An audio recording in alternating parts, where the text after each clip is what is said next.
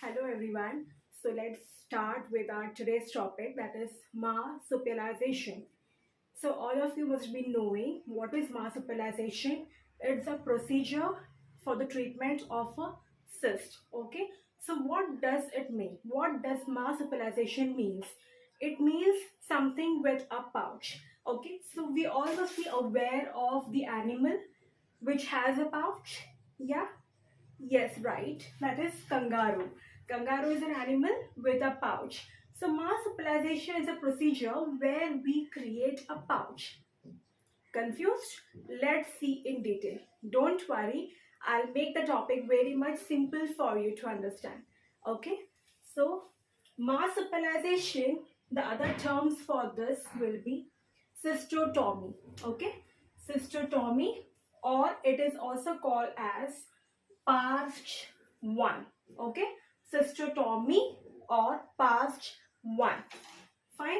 Now what we do in marsupialization, what we do is we create a pouch. Okay, for example, I'll just explain you here.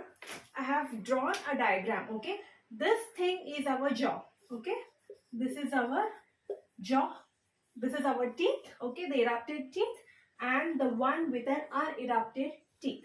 Now what is this? This is a cyst. Okay, this entire cavity is our cyst. Fine. Okay, this is the unerupted tooth which is embedded within the cyst. Now we are going to treat this. Okay, just get a rough idea so that you will understand what we actually mean by marsupialization. So what we do is we gain entry. Okay, we create an incision on the gingiva. Okay, on the periodontium we create an incision. We gain an entry into the cyst. Okay, we suture here. We suture here. We keep the lining intact, and what we do is we just try to evacuate the contents of a cyst. Fine. We all know that, suppose say this is a cyst. Okay, this is a cystic pouch. We all know that the cyst grows when there is an increased hydrostatic pressure.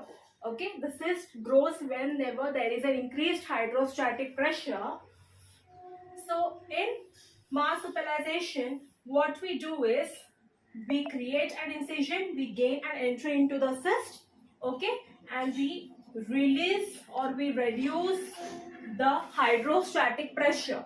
Okay, note that we are not removing the lining of the cyst, we are keeping the lining of the cyst intact. Why? We'll study in our upcoming slides. Okay, so this is a rough idea of a marsupialization procedure. Don't worry, I will explain in detail regarding the procedure. Okay, so yes, first we'll understand what are the indications of a marsupialization. In young kids we do marsupialization. Why? Because in young kids usually there are number of unerupted teeth which are present in the oral cavity, right? So we do not want to disturb the eruption procedure of the unerupted tooth, so we do a marsupialization. Okay, why? Because we are just releasing the hydrostatic pressure, we are not touching any other structures. Okay, so in young kids it is indicated. Second is to preserve the important structures. Now see, here I have drawn a cyst. Okay, now we know that whatever is important structure, the inferior alveolar canal is present over here, right? So if we remove this entire cystic lesion along with the lining, okay, so what will happen? There are high chances that the inferior alveolar canal may get damaged, which have a numerous complications. Okay, so we want to preserve this inferior alveolar nerve canal. So in order to that, we do a procedure of marsupialization. Okay, so important point is to preserve the important vital structures. The third indication is if it's a large cyst, it may lead to fracture. Okay, so suppose this is a very big cyst. Okay, suppose this is a very big cyst, and in this case, if we remove the entire cyst with its cystic lining, what will happen? There will be less amount of bone structure which are present in the mandible, which will evoke the procedure of fracture. Okay, which can lead to the fracture of the mandibular bone. So we do not want that. Hence, we do a procedure of marsupialization just to prevent the fracture of the mandible. Okay, so these are the indications. In young kids, it is done to preserve the eruption sequence. Okay, to preserve the important structures. Okay, whichever important structures are present adjacent to the cyst, we do marsupialization in order to prevent those structures. And the third is to prevent fracture. Okay, to prevent fracture of bone. Okay, this is the third indication. Now let's see what are the advantages. Obviously, we are just creating, we are just creating an incision. We are just, what we are doing, we are releasing the hydrostatic pressure. Okay, what we are doing is we are releasing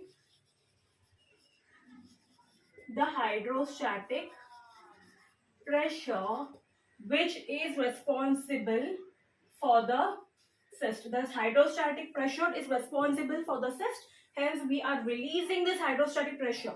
Okay. So, it's a simple procedure. There is no much surgical procedure involved. So, it's a simple procedure. Okay. The next advantage is it preserves the vital structures. As we have already learned, it helps in preservation of the vital structures. So, these two are the advantages. Now, let's move on to the disadvantage. Okay. Yeah, don't get confused. The increased hydrostatic pressure is responsible for the cyst. Hence, in this procedure, we decrease the hydrostatic pressure. Okay. Now, let's move on to the disadvantages. See, as I have already mentioned, we are not removing the lining of the cyst. We are not removing the lining of the cyst. This is the lining of the cyst. We are not touching the lining of the cyst. Hence, there are higher chances of dysplastic changes. Now, what is dysplastic changes? This lining may get infected and may lead to cystic changes, that is abnormal changes. Okay, so it can lead to a dysplastic change and there is higher risk of infection. Okay, so I think you have understood all this. Let's move on to the procedure into detail.